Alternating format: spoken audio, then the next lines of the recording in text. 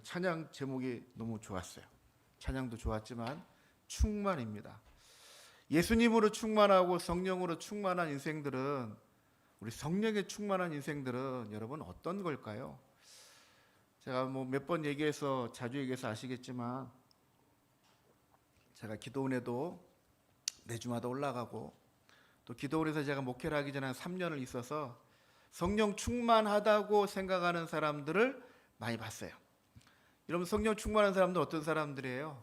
기도 많이 하고 막 방언 막 하고 막 축사를 하고 또 병 고치고 막 그러는 게 성령 충만하고 신령하다, 맞습니까? 우리는 그렇게 생각할지 모르지만 성경은 절대 그런 걸 성령 충만하다고 신령하다고 얘기하지 않습니다. 진짜 성령 충만하고 신령한 것은 무엇이다? 오늘 말씀에 몇 구절로 딱 우리에게 확실하게 보여주십니다. 그 주제가 오늘 말씀의 제목입니다. 성령 충만하면 어떻게 한다? 같이 한번 읽어볼까요? 시작. 헛된 영광을 버리고 서로의 짐을 지라. 성경이 그렇게 말하고 있습니다. 갈라디아서 5장 25절에 만일 우리가 성령으로 살면 또한 성령으로 행할지니 어떻게 한다고요? 헛된 영광을 구하여 서로 노엽게 하거나 서로 투기하지 말지니라. 첫 번째, 헛된 영광을 구하지 않습니다. 여기서 말하는 헛된 영광을 어떤 성경 학자들은 이렇게 얘기하더라고요. 여기에 딱 한 글자만 쓰면 된다. 두 글자입니다. 딱 한 단어 두 글자 쓰면 이 헛된 영광이 뭐다라고 보이는데, 헛된 영광의 원어를 보면 이렇게 되어 있습니다. 속이 텅 빈 영광. 그 속이 텅 빈 영광을 한 단어를 붙이면 어떻게 되냐면은 이렇게 쓰더라고요. 여러분 공감이 될까요? 나의 헛된 영광. 그게 두 글자 나의를 써보면은 이 헛된 영광이 뭔지가 확연하게 드러난다. 우리가 가지고 있는 헛된 영광은 어디를 바라보면서 갈까? 우리 헛된을 빼고 나의 영광. 나의 영광을 향해 가다 보면 어떤 일들이 일어나는가? 오늘 거기에 따라오는 두 가지 사건은 이렇게 표현하고 있네요. 노엽게 하거나 서로 투기하지 말. 우리가 우리의 영광을 쫓아가다 보면은 누군가를 노엽게 한대요. 그리고 내가 무슨 영광을 쫓아가다 보면은 그 사람에게 시기하고 질투하게 된대요. 그 얘기를 합니다. 왜 그럴까요? 영광은, 우리가 일반적인 세상의 영광은 어떤 걸까요? 내가 큰 상을 받아야 영광이지 않습니까? 대회에서 우승을 해야 영광 아니에요? 그러려면은 내가 그 사람과 싸워서 이겨야 돼요. 여기서 이 노엽게 하다의 원어를 보면은요, 참 재밌습니다. 이 헬라 원어를 배울수록 재밌는 건 바로 그겁니다. 이 노엽게 하다의 원어의 뜻을 쫓아가면 무슨 뜻이 되냐면은 내가 너와 결투를 하다입니다. 내가 누군가의 결투를 신청하는 거예요. 결투는 결론을 뭘 내립니까? 내가 이기든 당신이 이기든 둘 중에 한 명이 이겨야 이 결투가 끝나는 거 아니에요, 그죠? 여기서 노엽게 하다는 경쟁하다, 질투하다는 얘기를 넘어서 나와 당신이 결투를 한번 해봅시다예요. 누구하고 결투하겠습니까? 내 사랑하는 사람하고 결투합니까? 내가 정말로 사랑하는 사람과 경쟁에 싸워서 이겨야 되겠습니까? 아니죠? 사랑하면 다른 마음이 들죠. 그래서 헛된 영광이라는 건 그 영광을 쫓아가다 보면은 다툼이 일어나게 된다는 얘기를 해요. 또 하나는 이기면 나의 영광이 되지만 지면 어떻게 돼요? 나의 창피가 되잖아요, 그죠? 결투를 했어요. 이기면 영광을 얻지만 지면은 창피를 당합니다. 창피를 당하면서 시기하고 질투하고 투기하게 됩니다. 헛된 영광은 그런 걸 만들어 가는데요.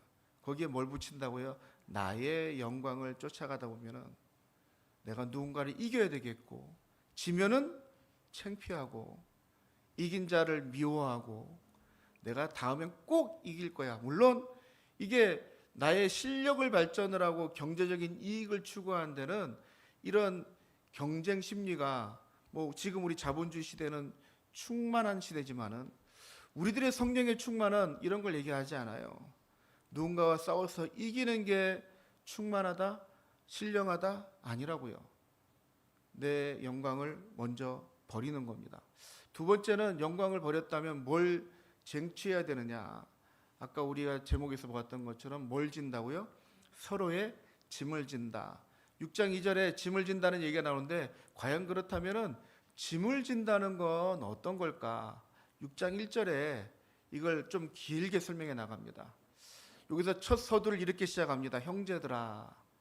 우리 교회에서 흔히 우리가 뭐 권사님, 집사님, 장로님 하기 전에 교회 오는 새로운 청년들을, 새로운 우리 남자분들을 이렇게 표현합니다. 형제님. 형제라는 건 어떤 의미예요? 당신과 내가 형제라는 건 우리 일반적인 상식으로는 피가 섞였다는 거예요. 그죠? 그래서 세상 사람들은 이 교회 안에서 형제님 하는 걸 사실 이해하지 못합니다. 형제가 아니잖아요. 남이잖아요. 피 섞였어요. 안 섞였잖아요. 그런데 형제님이라고 합니다. 여자분들에게 뭐라고 합니까? 자매님이라고 합니다. 우리가 피를 나눈 형제라고 자매라고 얘기를 하는 거예요. 무슨 피를 나눴어요? 예수님의 피를 나눴다는 그 증거로 형제님이라고 합니다. 제가 이 말씀 준비하면서 오늘 우리 주일은 우리 김영진 목사 하지 말고 김영진 형제님, 이윤선 자매님, 우리 뭐 이유진 자매님 이렇게 오늘만 어때요? 우리 김신혜 자매님.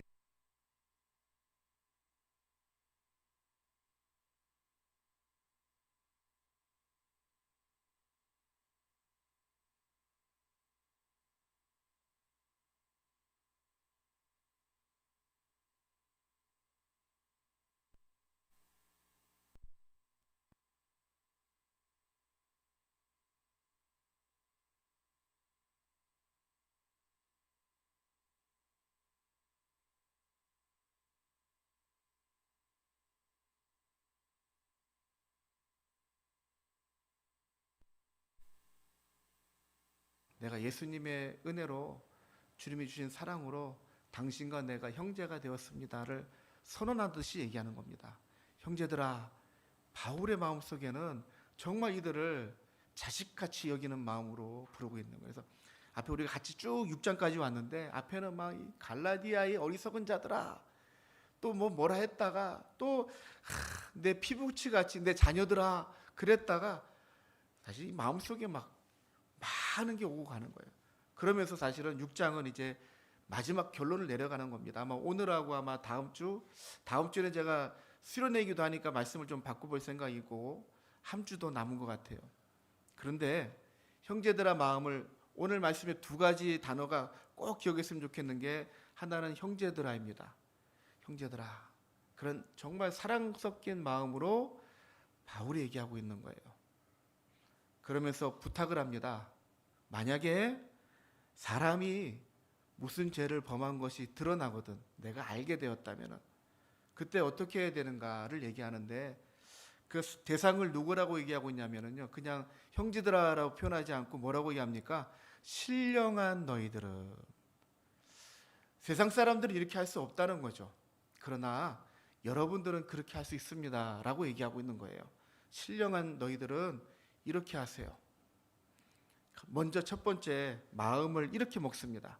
어떤 마음을 가지라고요? 온유한 마음을 가지래요. 우리 지난주에 성령의 9가지 열매를 쭉 얘기했는데 가만 보니까 여러분 그러셨어요? 나에게 이게 있나 없나를 따져봤나요? 저 사람에게 이게 없나를 따져봤나요? 제가 지난주에 분명히 설교하면서 그랬죠. 남한테 대지 말고 나한테 보라고. 나한테 사랑이 있나? 예수님의 사랑을 알아서 예수님의 기쁨이 있고 또 예수님의 기쁨이 있기 때문에 내 안에 평안이 있고 그러다 보니까 내가 오래 참을 수 있고 오래 참다 보니까 내 안에 자비하는 마음들이 있어서 눈빛이 달라지고 그리고 내가 착한 일들을 막 해내가면서 하나님께 충성하는 모습들이 여러 사람들에게 보이고 그런 가운데 내 마음 속에 있는 온유함이 보이고 그리고 내 마음을 잘 다스릴 수 있는 절제하는 마음이 생기고 여러분 이게 여러분들 안에 지난주에 좀 도전이 아마 주일날 설교할 때하고 나눔할 때 잠깐 되고 한 주간 됐어요? 한 주간 동안에 여러분들이 묵상하면서 아 그래 나에게 이런 것이 부족했네 하고 중요한 건 여러분 지난주에 설교의 주제가 제일 중요한 건 그겁니다. 9가지 열매가 하나는 있고 8개 없다? 8개는 있고 하나가 없다? 그런 일들은 없다고요. 진짜 성령의 내가 은혜를 받은 사람이면은 9개가 하나라고 했잖아요. 이 열매가 하나라니까요. 하나 안에 이 9가지가 다 들어있는 거예요. 그게 부족하다면 여러분, 하나가 있으면 여러분 안에 다 있을 거고요. 하나가 없으면 다 없을 겁니다. 여러분, 그런 원리를 잘 생각하시고, 그런 가운데 어떤 마음을 가지라고 하냐면요, 온유한 마음을 가지래요. 온유한 마음이 여러분 지난주에 뭐라고 얘기했습니까? 온유한 마음은요, 결코 약한 마음이 아닙니다. 온유한 마음은 절대 나약한 게 아니에요. 강합니다. 그러나 부드럽습니다. 그리고 겸손합니다. 부드럽고 겸손하지만 약하지 않은 거예요. 강합니다. 내공이 있는 거죠. 이거를 여러분 많이 들어봤을 거예요. 이 온유하다는 걸 표현하기가 참 애매한데 가장 적절한 표현을 이렇게 많이 했었는데 여러분 들어보셨을 거예요. 야생마가, 거친 야생마가 힘차잖아요. 들녘을 막 뛰어다니고 야생마가 주체가 안 되는데 어떤 한 사람에게 딱 붙들려서, 어떤 마부에게 딱 붙들려서 잘 다스려지는 거예요. 길들여지는 거예요. 온유란 이런 거래요. 거칠고 강하고 힘이 있는데 어떤 하나의 통제 아래서 이게 딱 절제가 되어져 가는 거죠. 그게 온유래요.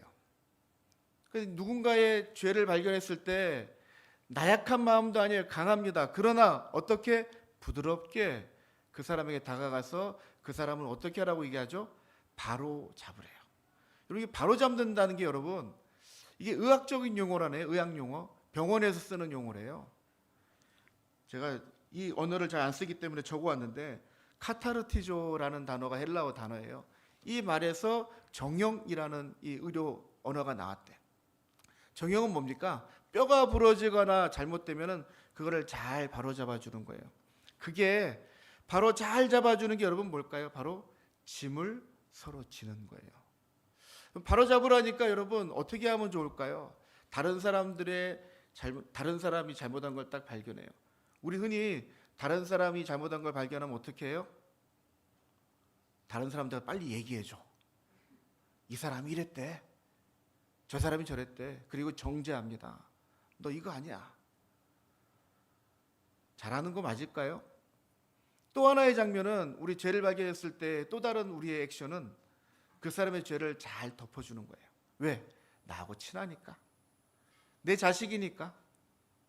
또 이 사람은 뭐 나하고 관계가 잘 좋으니까 그냥 덮어주지 뭐.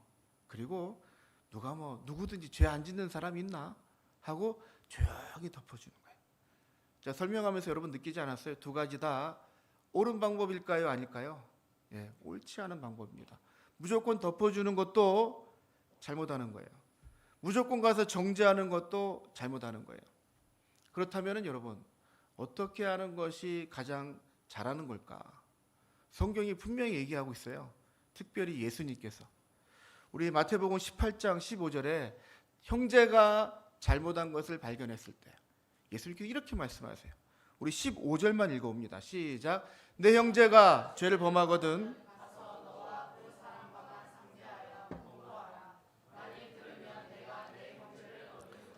첫 번째 먼저 그 형제가 범죄하면 그 사람에게 가서 1대1입니다. 다른 사람한테 얘기하는 거 아닙니다. 그 사람한테 가서 얘기합니다. 그런데 중요한 거는요, 여기서 그냥 가서 너 죄를 범한 거 얘기하는 게 아니에요. 아까 우리가 배웠던 말씀을 좀 적용해 볼까요? 어떤 마음으로? 온유한 마음으로. 그리고 여러분, 이 짐을 진다는 건 여러분, 이 짐을 진다는 것은 같이 진다는 거예요. 네가 네 건 알아서 하고 내 건 내가 알아서 하고 그런 짐도 있어요. 하지만 이 짐은 같이 지는 짐이에요. 내가 이 사람에게 이 잘못된 걸 지적할 때 이 사람의 잘못으로만 지적하는 게 아니에요. 이걸 함께 지는 거예요. 무슨 의미인지 아시겠어요? 그 사람을 정죄하는 마음이 아니라 진짜 사랑하는 마음으로 얘기하는 거예요. 여러분 알잖아요. 이 사람이 나를 정말 좋아해서 이 말을 하는 건지 정말 이 사람이 나를 정죄하려고 얘기하는 건지 알잖아요. 그 사람이 어떤 마음을 느껴야 돼요? 아, 이 사람이 온유한 마음 가운데 말을 해요. 그리고 그 짐이 너만의 잘못이 아니라는 걸 얘기해줘요. 나도 충분히 그럴 수 있어. 하지만 우리 같이 이거 고쳐보자. 내가 다른 사람에게 막 이 사람 잘못하고 막 얘기해놓고 그리고 쳐다보고 있는 게 아니에요. 절대 첫 번째가 이겁니다. 아무에게도 얘기하지 않는 겁니다. 그 사람에게만 얘기하는 겁니다. 이게 여러분 쉬운 것 같지만 쉽지 않아요. 그죠? 누군가 잘못을 발견하면은 남에게 먼저 얘기하기가, 나하고 가장 가까운 사람에게 그렇게 얘기하죠. 너만 알고 있어. 너만 알고 있어요가 아니라 너도 몰라야 되는 거예요. 아무도 모르고 그 사람하고 나하고 1대1로 얘기하는 거예요. 여러분, 이때까지 우리 그렇게 하지 못했다는 거 우리가 다 압니다. 하지만 우리가 배운 사람 아니에요? 배운 사람이잖아요. 누구는 뭐 이화여대 여자 이화여대 나왔다던데 우리 배운 사람이잖아요. 배운 사람은 배운 사람답게 행동합니다. 잘못을 발견했습니다. 어떻게 한다고요? 그 사람에게 가되 그냥 가는 게 아니에요. 온유한 마음으로 함께 이 짐을 지고자 하는 마음으로, 그리고 권면합니다. 잘 되면 그 사람을 내 형제로 얻습니다. 형제를 잃어버리지 않는 거예요. 그런데 우리 살아보면 알죠? 그렇게 꼭 안 되는 사람이 있어요. 두 번째 어떻게 합니까? 16절입니다. 같이 읽어봅니다. 시작. 만일 듣지 않거든.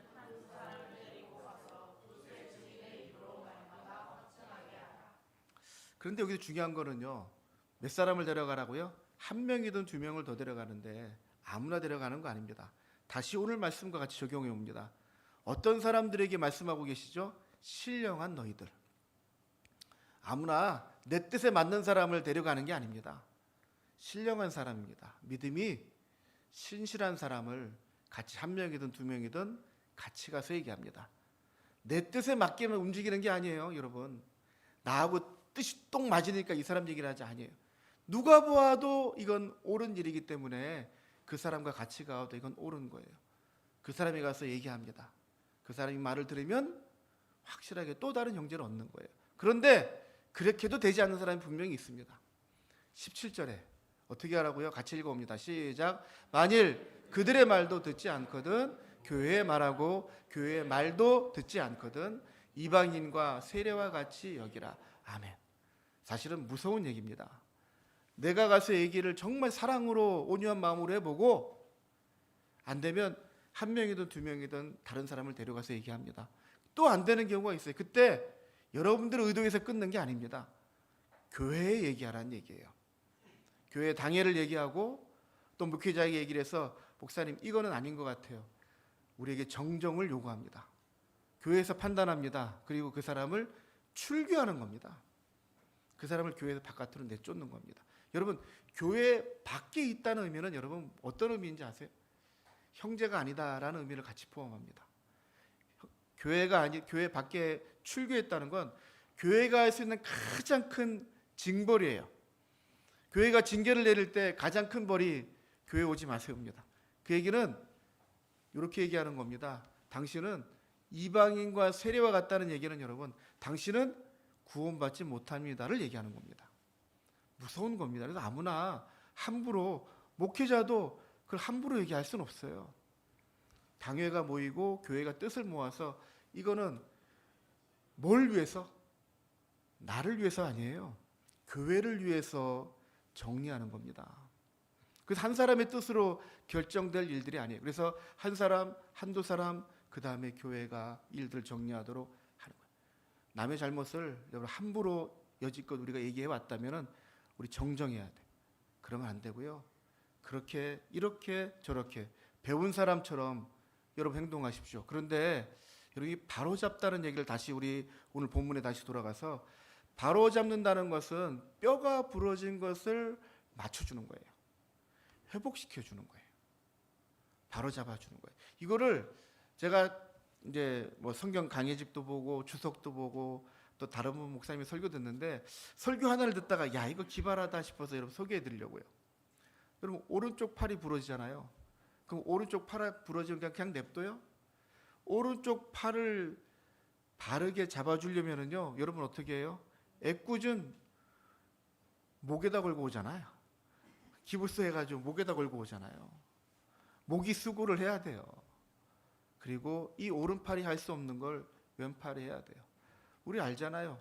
우리 장염 잘 걸리는데, 여러분 장염은요, 뭐 어디에 뭐 큰 어디 가면 난리가 난 거 아니에요, 그죠? 내 몸 안에 이 내장 안에 염증이 조그만 거 하나 생긴 게 온 몸을 아프게, 열이 나고 아무것도 못 먹게도 만들고 배가 아파서 막 떼굴떼굴 굴게도 만들고 조그마한 그 병균 하나가 우리의 몸을 힘들게 한단 말이에요. 그게 왜 그런지 아세요? 그게 김승혜가 제 딸이지만 김승혜 뱃속에 있는 염증은 저를 힘들게 하지 않아요. 제 마음만 힘들게 하지. 한 몸이기 때문에 아픈 거예요. 한 몸이기 때문에 힘든 거예요. 여러분, 내가 누군가에게 무언가 잘못한 걸 지적하고 얘기할 때 여러분, 내 몸이 그렇다는데, 내 팔이 부러져 있는데 그냥 무시할 수 있어요? 내 팔이 부러져서 기부스라고 있는데 나 몰라라 할 수 있어요? 왼손이 수고를 하고 다른 신체가 수고를 해야 이 뼈가 바로 잡아질 때까지 함께 수고하는 거예요. 2절에 무거운 짐을 함께 지고 가래요. 서로의 짐을 함께 지고 가래요. 짐을 지고 간다는 건 그 사람의 아픔을 오롯이 함께 안고 가는 거예요. 제가 언젠가 레크레이션 하는 그런 이 게임 하는 데 들어가서 그 레크레이션 하시면 참 잘하시는 분인데 이렇게 하더라고요. 제일 먼저 팔을 이렇게 끼래요. 그러면서 이렇게 끼면서 나를 토닥여 주래요. 수고했어? 잘하고 있어? 힘들고 지쳐있는 내 육신에게 날 서로가 위로해 주는 거예요. 그런데 오른팔은 오른팔을 위로할 수가 없어요. 왼팔이 오른팔을 위로해. 내 다른 온몸을 걔는 그걸 못해요. 다른 것들이 할 수 있도록 도와주는 거예요. 이 형제들아라는 의미는 여러분 이제 형제들이 중요하다고 했잖아요. 그럴 수 있는 형제들이에요. 그 사람이 힘든 걸 내가 오롯이 같이 품을 수 있는 거. 그 사람이 어려울 때 내가 정말 내 몸처럼 같이 움직일 수 있는 거. 그게 바로 형제예요. 여러분, 물론 세상에 그렇지 않은 형제들도 많이 있지만 여러분, 진짜 형제들은요, 무슨 일이 생기면 똘똘 뭉칩니다. 우리 아이들이 3명 있지만 얘네들이 지네끼리 있을 때는 막 다투고 나가도 뭐가 생기면 똘똘 뭉쳐요. 적이 나타나면은 지네끼리 똘똘 뭉쳐요. 지네 엄마가 좀 뭐라 많이 하면은 지네끼리 똘똘 뭉치고, 누가 적군이 옆에서 뭐라 하면은 지네끼리 똘똘 뭉쳐가지고 서로를 위해서 막 온몸을 다 쓰는 거예요. 그게 형제잖아요. 우리 안에도 내가 무슨 일 당하고 있는데 아무도 몰라. 이거 나만 잘못한 거예요? 우리 모두가 잘못한 거예요. 누가 고통을 당하고 있는데 아무도 모르고 혼자 당하고 있는 거예요. 그거 그 사람만 잘못한 게 아니라 우리 모두가 똑같이 잘못하고 있는 거예요. 누군가는 알고 있지 않아요? 누군가는 그거 뭔지 알게 되지 않아요? 그러면은 그게 막 소문대라는 게 아니에요. 먼저 가서 위로하고 힘이 되어주고, 내 힘으로 다 안 돼. 정말 신실한 사람 한두 명과 함께 가서 그 사람을 죄만 지적을 하는 거 아니에요. 그 사람이 너무 힘들 때 가서 그 사람 옆에 가서 같이 붙들어 주는 거예요. 그게 어떤 사람들이라고요? 성령을 행하는 사람들, 성령을 따라가는 사람들, 막 은사가 나타나고 막 놀라운 일들 일으키는 게 진짜 신실한 사람이 아니라 그 사람의 아픔을, 그 사람의 죄를 알았을 때 내가 진심으로 온유한 마음으로 그 사람을 바로잡아 주려고 내 온몸을 함께 쓰는 거예요. 그게 서로 짐을 진다라고 표현하고 있는 거예요. 또 하나 있어요. 뭐 하냐면은 오늘 1절 안에, 6장 1절 안에 마지막에 또 중요한 게 하나 있습니다. 우리가 그 남을 보면서 그걸로 끝나는 게 아니에요. 그러면서 다시 돌아봅니다. 누굴 돌아봐요? 나를 돌아봅니다. 6장 1절에 이렇게 표현합니다. 너 자신을 살펴보아 너도 시험을 받을까 두려워하라. 나는 안전할 것 같아요? 우리가 흔히 그래요. 아이고, 나는 안 그래. 나는 절대 안 그래. 여러분, 과연 그래요? 아니요. 우리 안에 들어온 조그만 그것이 우리를 완전히 점령한다니까요. 제가 말씀 묵상하면서 예수님의 말씀을 좀 자꾸 생각하게 되는데, 예수님께서 천국을 비유하실 때 이렇게 비유하시거든요. 하나님의 나라를, 복음을 우리 누룩에다가 비유를 해요. 우리 마태복음의 우리 13장 33절입니다. 예수님께서 누룩을 이렇게 비유하시더라고요. 같이 한번 읽어볼까요? 시작. 또 비유로 말씀하시되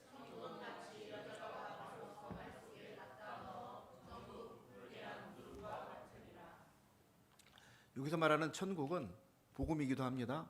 그리고 예수님이기도 합니다. 누룩은요, 여러분 아시죠? 저는 사실 그런 거 잘 안 해봐서 우리가 상식적으로 그냥 아는 거예요. 누룩은 이스트 같은 겁니다. 아주 조그만 것이 그 빵 안에 들어가면은 이 빵을 전체를 변화시킵니다. 그 부분만 바꾸는 게 아니에요. 전부를 바꿔버립니다. 덩치를 크게도 하고 맛을 바꿔버리고 성질을 바꿔버리는 거예요. 누룩이 그런 역할을 합니다. 그렇게만 역할을 할까요? 근데 제가 이 말씀 보고 나서 나중에 한참 이제 마태복음을 지나가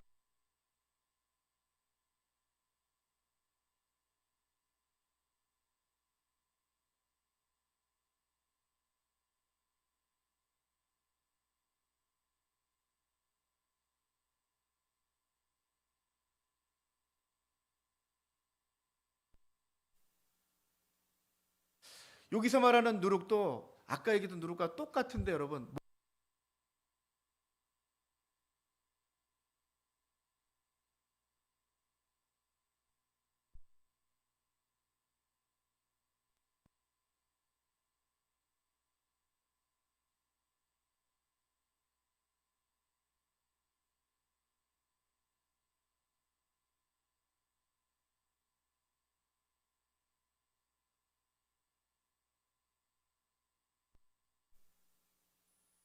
그런 것들도 우리가 충분히 제자들도 가질 수 있는 것처럼 우리들도 마찬가지라는 거죠. 예수님께서 받을 것과 받지 말아야 될 것을 분명하게 경고할 때 이 누룩을 표현하세요. 저는 이 누룩이 여러분 나하고 전혀 상관이 없고 너무 미비해 보여요. 이런 거는 나에게 영향력을 미치지 않을 것 같아. 그런데 여러분 우리가 그걸 보는 순간 이게 나는 절대 그럴 수 없어가 아니라 나도 저럴 수 있겠구나라는 생각을 하고 두려워하래요. 이 두려워한다는 의미는 경계하다는 의미랑 같이 포함하거든요. 경계한다는 건 군인들이 전쟁 아닌 중에도 늘 눈 크게 뜨고 지켜보고 있는 거예요. 이 땅을 지키기 위해서 적들이 침투하지 못하도록 눈 크게 뜨고 지켜보고 있는 이게 경계하는 겁니다. 두려워하라, 경계하라는 건 나도 언젠가 저렇게 될지 모른다 생각하고 내 몸을 잘 다스리는 거예요. 여러분 이게 말이 쉽지 우리가 흔히 하는 실수입니다. 나하고는 전혀 상관이 없어. 아니요. 여러분 나도 그럴 수 있다는 의식을 가져야 진짜 온유한 마음으로 그 사람에게 권면할 수 있어요. 그런 마음을 가지고 오늘 2절에 보니까 우리에게 짐을 지라는데 오늘 이 말씀의 핵심은 2절 말씀, 6장 2절에 있는 말씀 보면은요. 핵심이 너희가 짐을 서로 지라 그리하여 그리스도의 법을 성취하라. 물론 목적은 그리스도의 법을 성취하는 겁니다. 여러분 그리스도의 법은 뭘 얘기할까요? 예수님께서 지키라고 하신 것, 예수님께서 지키신 것. 예수님께서 하신 그리스도의 법은 뭐예요? 저는 십자가예요. 그죠? 십자가는 곧 사랑이에요. 그 예수님께서 계명을 주실 때 이렇게 말씀하세요. 새로운 계명이라고 말씀하시는데 요한복음 13장 34절 35절에 보면은 예수님께서 친히 이렇게 말씀하세요. 같이 또 읽어봅니다. 시작. 새 계명을 너에게 주노니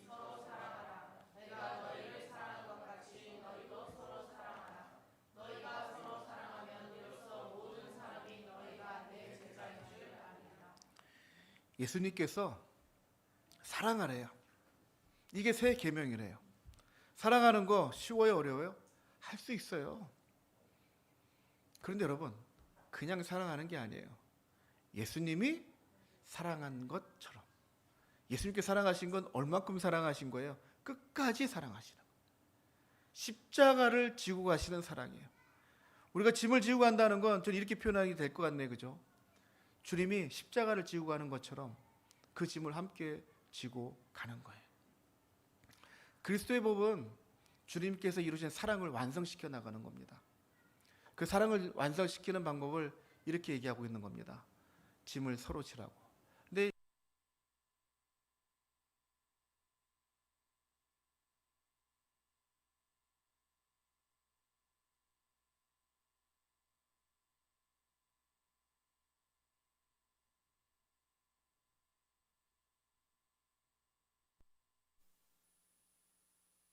뭐일 것 같아요?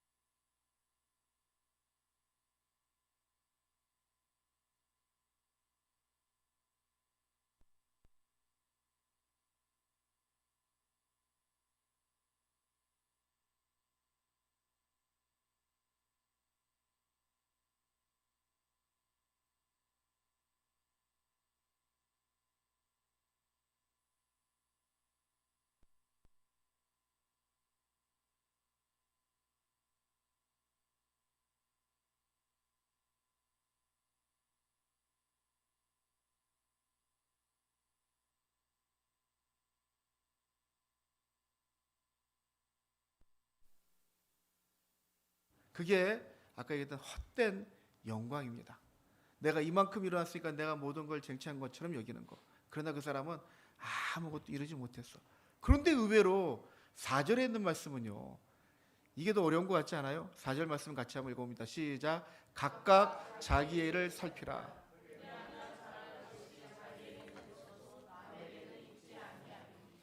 저는 머리가 나빠서 그런지 모르지만 이 말이 도통 이해가 되지 않았어요. 그 원어를 풀고 영어 본문을 다시 찾고, 우리 전동국 있어요. 영어 본문 찾는 거 좋아하시는데 영어 성경을 읽으면 정확하게 답이 나와요. NIV에 있는 성경을 제가 번역한 걸로 제가 읽어드릴게요.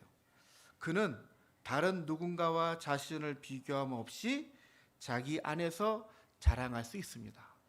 무슨 말인지 정리가 좀 되지 않아요? 남하고 비교해서 나를 자랑하지 말라는 거예요. 나랑 비교해서 자랑하는 건 그것 또한 내가 그 사람보다 내가 낫다면은 나에게는 또 다른 헛된 영광을 쫓아가는 거고, 만약에 저 사람보다 내가 못하다면은 나에게는 어떤 마음이 들까요? 열등감, 좌절하는 마음. 나는 왜 안 되지? 그런 거 하나님 앞에서는 필요 없단 말이에요. 오롯이 내 안에서만 하나님께 보여드릴 수 있는 걸 찾아보는 거예요. 누구하고 비교하지 마세요. 비교해 보면은 우리 서로 다 좀 그렇지 않아요? 내가 누구하고 비교하면 내가 좀 낫다? 그 사람 무시하는 거 아닙니까? 그 사람은 나는 난 왜 안 되지? 나는 절망 아닙니까? 3절에 있는 말씀은 사실은 교만하지 말라는 것이고, 4절에 있는 말씀은 교만의 반대 자존감을 지키라는 거예요. 우리가 우리의 의를 남에게 비교해서 지켜나가는 것이 아니라 하나님과 나의 독대함으로 내 안에서 하나님께 자랑할 만한 것들을 찾는 거예요. 뭐가 있을까요? 여러분 스스로 여러분들 잘 들여다보세요. 그래서 스스로를 잘 살피라고 얘기합니다. 잘 살피는 것을 5절에 이렇게 표현해요. 각각 자기의 짐을 질 것이라. 오늘 갈라디아서 6장 안에 숙제가 또 하나 있습니다. 짐이 2개예요. 근데 어떤 짐은 서로 나눠지래.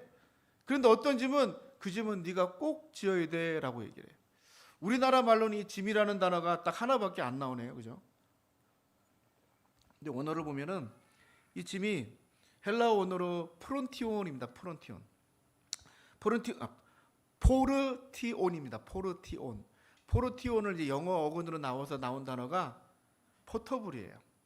포터블. 우리 영어 좀 하시는 분들은 뭐예요? 포터블 뭘까? 준이한테 물어보는 거야 지금. 포터블 뭐야? 우리가 휴대할 수 있는 짐. 휴대할 수 있는 짐. 간단하게 달리 말하면은 여러분 뭐 크로스백 같은 거. 제가 이 말씀 묵상하면서 제가 해외에 이제 선교를 나갈 때마다 우리 짐 때문에 고민 엄청나게 하거든요. 이병모 선생님 짐 풀었다 쌌다를 엄청나게 많이 해요. 왜? 키로수에 맞춰야 되고 각자의 짐을 줘야 되고 막 이래야 되니까 최대한 많이 가지려고 막 짐을 싸는데, 이 포터블은 수화물, 우리가 간단하게 짐으로 들고 갈 수 있는, 배낭을 멜 수 있는 이런 짐들. 그런데 2절에 쓰고 있는 단어는 다른 짐이에요. 크고 무겁고 중한 짐들. 바로스라는 단어를 쓰는데 여기다 또 복수를 씁니다. 2절에 있는 짐은요, 도저히 혼자 감당할 수 없는 짐들을 얘기하고 있는 거예요. 근데 포터블, 개인이 휴대할 수 있는 짐은요, 내가 능히 감당할 수 있는 아주 작은 짐입니다. 예수님께서 말씀하시는 내 짐은 쉽고 가벼운 짐이라 할 때 그 짐이에요. 그리고 예수님께서 또 말씀하시죠. 무거운 짐진 자들아 다 내게로 오라. 그 무거운 짐은요, 바로 2절에서 말씀하고 있는 짐이에요. 크고 무거운 짐들은 우리가 혼자 감당하지 못해요. 그러나 내가 스스로 질 수 있는 짐은, 각자에게 주어진 짐은 여러분 다 다르잖아요. 그죠? 근데 알아요. 이거는 내가 감당해야 될 목, 내가 믿음으로 지켜나가야 될 목들, 그거를 다른 사람에게 뛰어넘기면은요, 제가 사실은 이 말씀을 제대로 연구하기 전에는 혼자 이렇게 생각했어요. 내가 할 수 있는 건 내가 하고 함께 지고 수 있는 건 함께 지고 가는 거죠. 그냥 단순하게 그렇게 생각했는데 이 안에 의미를 보니까 여러분 생각해 보세요. 모두가 내 짐을 다 내어놓고 같이 지고 가요. 그런 질서 없는 걸 교회는 만들어가지 않아요. 내가 할 수 있는 거, 내 짐은 다 간단하게 메고 주머니에 넣고, 그리고 내가 남는 이 손을 가지고 다른 사람들이 힘들게 지고 있는 그 부분들을 내가 딱 받쳐주는 거예요. 우리가 무거운 짐을 져보면 알잖아. 이거는 내가 혼자 감당할 수 없는 짐. 그런데 여러분, 또 하나의 반대편에 보면은 결론을 내리기 전에 진짜 어려운 건 이런 것 같아요. 내가 내 짐을 다른 사람들에게 내어주지 못하는 것. 물론 각자의 자기의 짐은 져야 되지만 이거 내가 혼자 감당하지 못하는 그런 무거운 짐이 있어요. 그걸 지고도 그냥 미련하게 끙끙 앓다가 그냥 자멸해 버리는 거. 그거 나만 죽는 게 아니라 옆에 사람들을 다 같이 죽게 만드는 거예요. 내가 다 질 수 없는 짐을 누군가 함께 지고 가는 거예요. 누가 힘이 있는 사람이, 조금 여력이 있는 사람이 손을 내밀 때 자존심을 세우는 게 아니라 나를 조금 더 낮추어서 그 짐을 함께 지는 거예요. 그런데 여러분, 제가 살아보니까 그렇더라고요. 남의 도움을 한 번도 안 받아본 사람은 남을 도울 줄도 몰라요. 내가 누군가에게 도움을 받고 나도 또 누군가에게 도움을 흘려보내는 거예요. 그래서 우리 사랑은 내리사랑이라고 하잖아요. 조금 더 위에 있는 사람들이 받고 흘려보내주는 거예요. 흘려보낸 거를 또 밑에 사람이 또 누군가 흘려보냅니다. 우리의 사랑은, 우리의 은혜는 한 곳에 고여있는 게 아니라 자꾸만 흘러나가야 돼요. 내 안에서만 갇혀 있어도 안 되고요. 그 누군가에게 갇혀 있어도 안 돼요. 흘려보내서 함께 어우러져 가는 거예요. 누군가 그러더라고요. 교회는 유람선이 아니라 뭐라고요? 전투함이라고. 교회는 어떻게 생각해보면 우리 안에서, 교회 안에서 막 평안을 누리고 막 기쁨을 누리지만 우리가 항상 경계해야 되는, 내 자신도 우리들도 함께 경계하고 지켜야 나가야 되는 그런 전투함이래요. 적들이 호시탐탐 이 전투함을 노리고 있기 때문에 이 전투함을 지키는 군인이 되어서 철저하게 지켜야 돼. 그런데 너무 이게 긴장감이 극에 달하면은요, 너무 날카로워져. 서로를 막 찌르는 거예요. 그때 필요한 게 뭐예요? 온유한 마음. 죄를 보면은 여러분 깜짝 놀라야 돼요. 그리고 경계해야 돼요. 그런데 그것을 경계로만 끝내는 게 아니라 그 안에 있는 사람들을 내 형제로 보고 그 사람이 지고 있는 짐을 볼 수 있는 눈이 우리 모두에게 열려 있어야 된단 말이죠. 그리고 대처 방안은 우리 앞에 배웠어요. 그죠? 어떻게 해야 되는지. 오늘부터 여러분 한번 실천해 보세요. 죄를 지은 사람이 있다, 너무 힘들어하는 사람이 있다, 동네방네 소문내는 게 아니라 그 사람에게 가서 먼저 1대1로 도움을 주거나 권면을 합니다. 그리고 그게 어떻게 반화되는가를 잘 보다가 안 되면 1명, 2명을, 그래도 안 된다면은 교회가 함께 그 사람을 위해서, 여러분 정죄하기 위해서 하는 게 아니에요. 어떻게 하라고요? 서로 짐을 진다고요. 그래서 이 바울이 그런 의도인 것 같습니다. 다른 것보다도 제일 중요한 건 서로입니다. 형제들이 서로 쌍방간에 힘을 나눠주기도 하고 힘을 받기도 하면서 이 공동체를 건전하게 이끌어가는 겁니다. 옆에 있는 사람이요, 오늘 우리 찬양의 가사가 좀 그런 가사가 있어 제가 했는데, 나는 이 사람을 위해서 있는 사람일지 몰라요. 또 이 사람은 나를 위해서 있는 사람일지도 몰라요.